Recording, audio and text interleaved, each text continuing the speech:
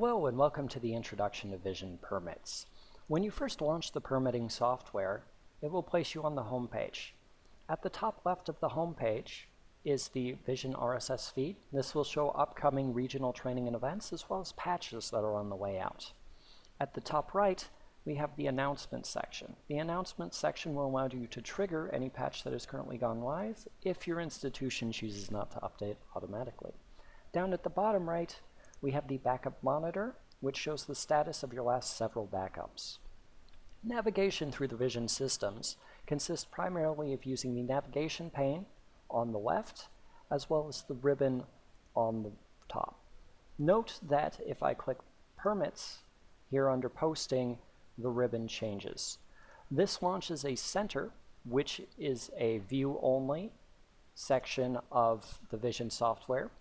In order to edit one of these listed permits, I would have to highlight it and click Open, or double-click in order to open a Manager window. Manager windows allow for changes while centers do not.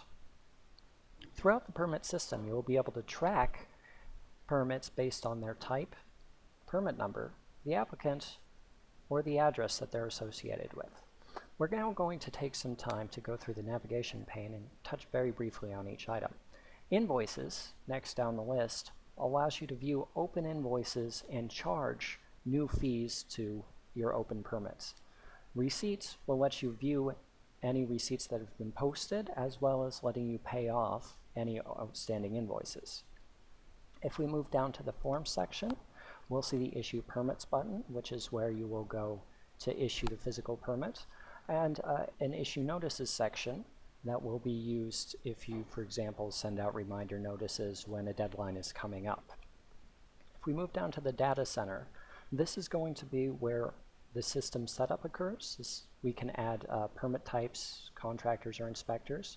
Properties listed here at the top can actually be imported from your Vision utility system if you have it. Conditions are going to be based when a permit requires a certain fee to be paid off prior to moving forward. We can prevent the status change on that permit based on certain conditions. Rates, of course, are going to be the different charges in your system. Tracking are going to be used for various drop boxes throughout the system, different categories, business types, that sort of thing. And the import tables and step tables are going to relate back to your rates. Down in the Tools section, we have the Validate Business Licenses button, which, if you have the Vision Business License software, will allow you to check the licenses for contractors in the system. And the Validate Contractor Licenses button will take you to the state website so you can look up the contractor's license.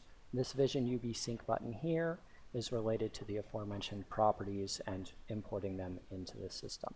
We also have a document management system that will allow you to track and scan permits and forms after they've been turned in and associate them with that permit, and a mapping tool that we can use along with some of our other features to point your inspectors to the location of the building or work that the permit is associated with. Finally, down here at the bottom, we have the community. This is going to contain an additional reporting link, a link to the Vision support page, and a link to the VizHub forum community. Thank you for watching.